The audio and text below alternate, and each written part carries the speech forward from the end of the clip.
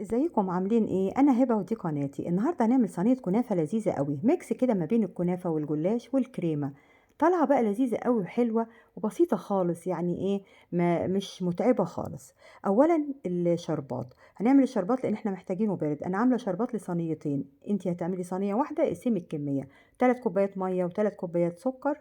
لما يغلوا على النار كويس هتضيفي لهم عصير الليمونه وتسيبيهم 10 دقايق، وبعدين تضيفي الفانيليا وتطفي وتنزلي الشربات. بالنسبة للكنافة أنا استخدمت كيلو، الكيلو لصينيتين. هتقطعيها بقى صغير قوي أو حطيها في الكبة، دي طالعة من الفريزر، أو حطيها في الكبة تتفرم كويس. وبعدين هناخد كل نص كيلو في طبق لوحده كده أهو. حطيت عليه كوباية سمنة وحطيت 3 معالق سكر باودر، نخلتهم كده بالمصفى لأن السكر دايما بيبقى فيه حاجات ايه، متكتلة. عجنت بقى الكنافة أو خلطت الكنافة كويس أوي بالسمنة والسكر كده. وبعدين الصينية اللي هاستخدمها حطيت فيها سمنة من تحت، وحطيت الكنافة بقى ترصيها كويس وتضغطي عليها أوي. مسخنة بقى الفرن دلوقتي على درجة حرارة 200، حطيته على الرف الوسطاني.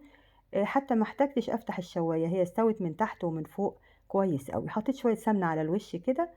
الكريمة بتاعتي دي لصينيتين برضو، 4 كوبايات لبن، معاهم معلقتين سكر، معلقتين دقيق، معلقتين نشا. وإضافة جديدة بقى كده حطيت 3 معالق لبن مكثف. اللبن المكثف أنا ببقى عاملاه في البيت، فبيبقى بالنسبة لي رخيص جدا، اقتصادي جدا. في الآخر كده حطيت الفانيليا بعد الكريمة بقى، ما إيه، نار هادية كده وتقلبي بالمضرب لحد ما أخدت القوام الحلو ده. حطيتها بقى تبرد. الكنافة اهي طلعت، قلبتها وبدأت أسقيها بقى الشربات. الكنافة سخنة والشربات بارد، والكنافة طلعت تحفة. وعلى الحروف كده حطيت البقلاوة المتحمصة دي، أنا مدخلاها الفرن محمصاها. حطيت منها كده تزيين على الحرف علشان لما أحط الكريمة في النص ما تنزلش يعني من الحروف، يعني عملت زي سور كده. الكريمة بقى بردت، حطيت عليها 3 معالق كريم شانتيه وضربت بالمضرب، طلعت تحفة حلوة قوي، طعمها جميل قوي بالطريقة دي.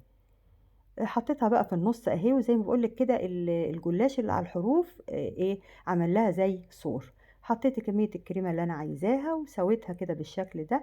وبدأت بقى ازينها، انت ممكن تسيبيها كده خلاص. بدأت ازينها بقى الحروف كده بالفستق.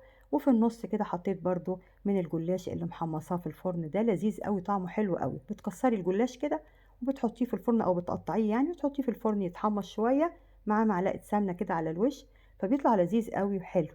بس كملت بقى التزيين اهو، وتقطعيها وتقدميها. انا دخلتها التلاجة حوالي ساعة بس علشان الكريمة ما تبقاش سايلة مننا قوي، تبقى متماسكة شوية.